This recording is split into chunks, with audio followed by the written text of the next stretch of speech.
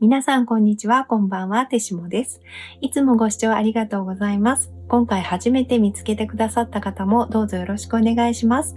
今回はこちらのレッドトルマリンとレピドライトという最高に気が合うコンビみたいな2つのクリスタルを使って、この石たちの新しい意識で行う感情のヒーリングを行います。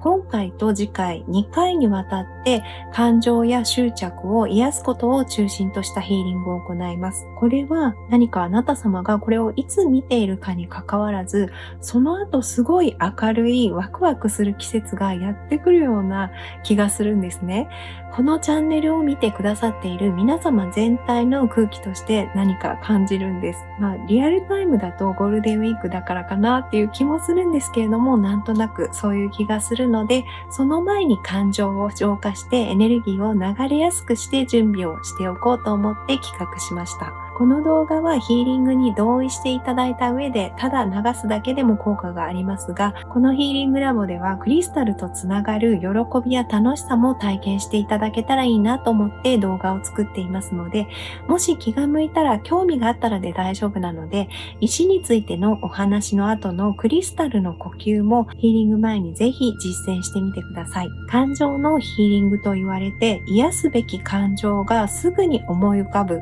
今悲しい、辛いという方もいらっしゃるかもしれませんし、特に思い浮かばないけど何か出てくるかもしれないからスッキリするために受けてみようと思っている方もいらっしゃるかもしれません。このヒーリングではどちらの場合もあなた様が頑張って意識して思いっきり味わったりしてそれを取り除くのではなく、この石たちがあなた様を怖がらせないようにいろいろと工夫を凝らした上で気がついたら深い安らぎの中にいて癒しが終わっています。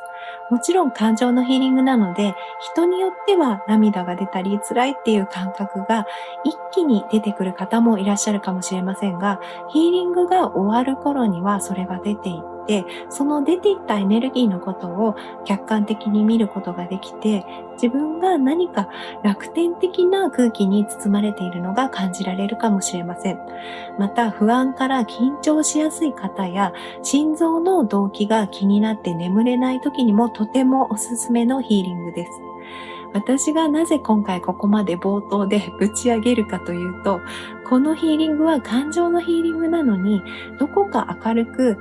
軽い空気が漂っていて、深くリラックスできるヒーリングだからです。この2つはどちらもマダガスカルから来た石で、最初は感情のヒーリングにこのルベライトとも言われているレッドトルマリンだけを使おうと思っていました。私は学生時代に課題とバイトで忙しすぎて、毎日2時間睡眠みたいな日が続いてたんですが、その頃から時々動悸がして眠れなくなることがあって、今でも本当に時々ですが、夜に動悸が発生してしまいます。それである日ですね、また嫌な動悸がしてきたので、なんかいいしないかなと思って、まだ調べてなかったこのレッドトルマリンを握ってみました。そしたら普通だったら始まったら何時間も続く動悸が30分したら完全に収まってて、すぐに眠ることができました。なので心臓に効くのかなと思って書籍で調べたら、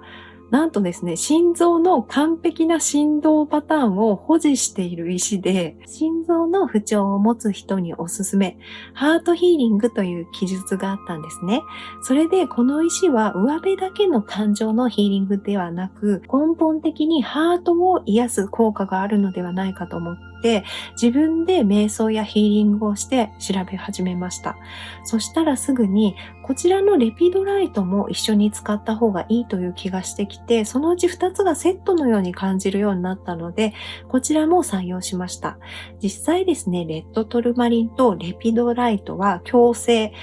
一緒に混ざり合ったような形で存在することもあって、相乗効果を起こすため、ヒーリングクリスタルとしてもとても相性がいい石だそうです。レッドトルマリンはハートチャクラとそこからルートチャクラまでのすべてのチャクラに対応します。とっても不思議なんですが、心臓に当てると聴診器で鼓動の音量を上げて聞いているようにドクドクドクって感じられるんですね。でもそれは動機とは全く違って、例えば赤ちゃんが親の鼓動を聞いて安心するような落ち着く音というか振動なんですね。私はこのテストヒーリングをした時に、特に今辛いとか悲しい、癒すべき感情っていうのは表面の意識ではなかったんですね。で、正直以前に投稿したモルダバイトのヒーリングを受けた後に、1ヶ月以上かけて徹底的に感情を出し切ったので、とりあえず表面意識で、その表層意識でわかるようなこれっていう悲しみや辛さがもうなくなってたんですね。その代わり、この石たちは私の心臓が持ってる感情、心臓っていうかハートって表現した方がいいのかもしれないんですけれども、そういうなんか臓器が持っている感情、執着、恐れみたいなものまで癒してくれているのが分かりました。ガネーシュヒマール水晶の回でリキッドクリスタルボディのお話をしたんですけど、リキッドクリスタルボディ、簡単に言うと身体的意識のある体のことで、臓器や体の特定の場所にも意識があるっていうことなんですね。それを表した言葉がリキッドクリスタルボディなんですけれども、この石はそこにくっついているような感情、エネルギーまで取り出してくれているのが分かりました。特に私はルートチャクラからこの第2チャクラ、セークラルチャクラにかけて石を置いている時に、真っ白な白髪のおばあさんが、はっきり出てきたんですね。それが自分なのか、誰か他人なのかわからなかったんですが、その時この石が何を出してくれたのか、その概念として何を出してくれたのかすぐ分かったんですね。それは私の見た目が変化することや年を取ることへの違和感とか抵抗感で、表面的には、綺麗になったりできても、年齢というか数字は変えられないよねっていう、そういうちょっとその切ない気持ちとか、あと自分がそんなおばあさんになってるところを想像できない怖さとか、あともともと体が健康な人って得だよね、本当にいいよねっていつも羨ましく思ってきたことが、その一人のおばあさんを通してすごい感じられたんですね。で、そういう生命力とか年を取ることに関わることが私の心配や執着、恐れとしてどんどん出てきたんですけど、この石が発するエネルギーがとっても朗らかなので、そういうやつが溜まってたんだ、オッケーわかったみたいな感じで私も受け止めることができて、あとはこの赤紫色のあったかいお布団に寝かされたように気持ちも穏やかになりましたし、自分が気にしていることが出てきて認識できたことで変に気負わなくなったというか、そうだよね、怖いよねって明るみに出せて気楽になった感じがしました。そしてこのレピドライトですが、この石も感情の癒し方にとても優しさとユーモア、明るさが溢れる石です。この石は固定概念を外すようなめちゃめちゃ気の利いたやり方で癒しを提供してくれるので、あなた様がクリエイティブな活動をされているのであれば、おそらく何らかの形でそういう創造性がある方だったり、独自の審美眼がある方っていう気がするんですけれども、この石があなた様をちょっと笑顔にさせてくれるかもしれません。レピドライトも直接的な感情のヒーリングをしているっていうよりも、チャクラや身体器官、臓器のヒーリングをしている様子を美しい映像で見せることによって癒す、安心させてくれるような石です。例えば、サードアイに置くと溶けそうなほどとても気持ちよくて、ビジョンでは脳みそが回転し始めて、そこからデジタルな光っている破片が浮き上がるように無数に剥がれて、その後クラウンチャクラが宇宙船のドアのように開いていくのが分かりました。私がいらない情報を惰性でネットで見ていることが増えてて、それがちょっと悪習慣になってるっていう風に私は解釈したんですが、レピドライトはもちろんそのことを悪いこととして見せてくれたわけではなくて、ただデジタルの破片が脳にいっぱい入ってたよ。デジタルの破片って綺麗だよね。でも出しておくね、みたいなノリなんですね。ちゃんと不要なエネルギーとして排出してくれるのに、それを綺麗だね、バイバイみたいに楽しそうに掃除しているというか、本当に明るいんですね。で、それからこれは私でも妹でもテストヒーリングで起こったことなんですが、癒すべき感情やエネルギーを材料として 3D プリンターで出すみたいに新しいクリスタルを作っているようなところを何度も見せてくれました。それは本当にプリンターで生生成されているような速度で、じじじじみたいな感じで、立体で出てきて、名前がわかる石もあれば知らない石もありました。不要な感情や執着というエネルギーを利用してできているのに、ものすごい美しくて、しかもその出来上がった石をヒーリングストーンとしておすすめしてくれていることが分かりました。このことは私たちの不要なエネルギーやネガティブに感じているエネルギーでさえも美しいクリスタルになるんだよと伝えてくれています。だから悲しんでいること自体を暗いとか悪いことみたいに思わず、目を向けても大丈夫だよというメッセージもクリアに入ってきました。私にはハートチャクラではこのレッドトルマリンをそのスピリチュアル 3D プリンターで出してくれて、あとタイガーアイもおすすめしてくれました。そして第3チャクラにはクリソプレーズっていうまだ持っていない石を出してくれたんですね。それでクリソプレーズを調べたんですけれども、なんとですね、目的の達成をサポートし、孤独感や劣等感を払拭して夢のために前進する人を助ける石だそうです。でもこれ絶対私いる石だわと思って本当に面白いなって思ったんですけど、そのくらい的確に提案してくれるんですね。ちなみに妹には何か活気とか鉄分が必要だったのか、ガーネットとモルダバイトが出てきました。あと薄い黄色のキラキラした柱状の石も出てきて、それは妹もヒーリングを受けている時に何か老廃物が排出されているような感覚で出てきたのが分かったって言ってたんですけど、それは何ていう石なのか検索しても分かんなかったので、これから出会う石かもしれません。で、今日ですね、どういう展開になるか分からないんですが、もしも今回のヒーリングでも何かおすすめのクリスタルをこの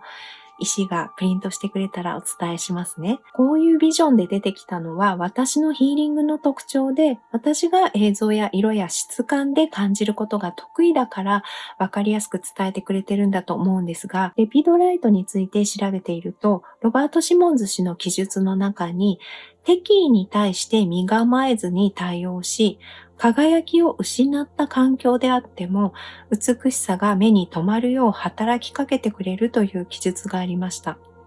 痛みや悲しみを落ち着いた様子で楽しそうに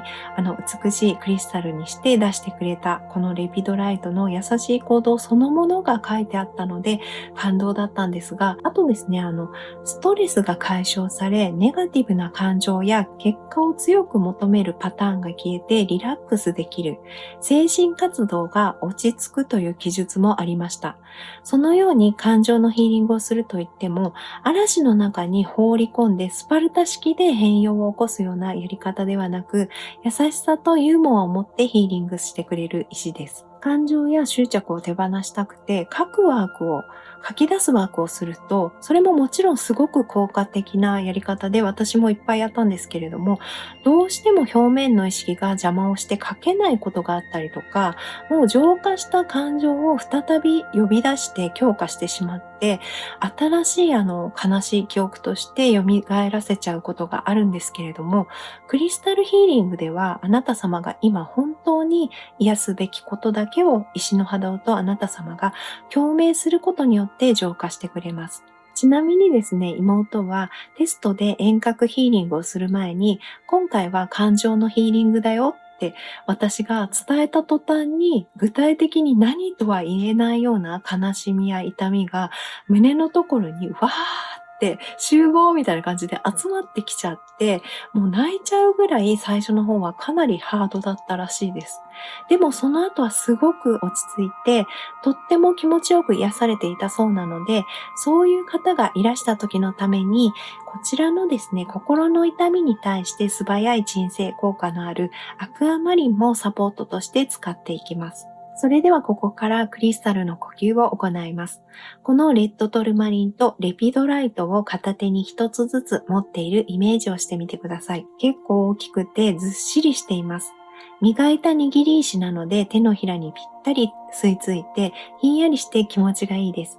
両手に持ったらそれをハート、心臓がある場所まで持ってきてください。そして2つをハートにこうやってですね、当ててるイメージをしながら腹式呼吸で5回深呼吸します。吸う時に存在を感じながら、ハートの中に迎え入れるイメージをして、吐く時にここに来てくれてありがとうとか、自由に話しかけてみてください。それでは5回深呼吸してください。始めます。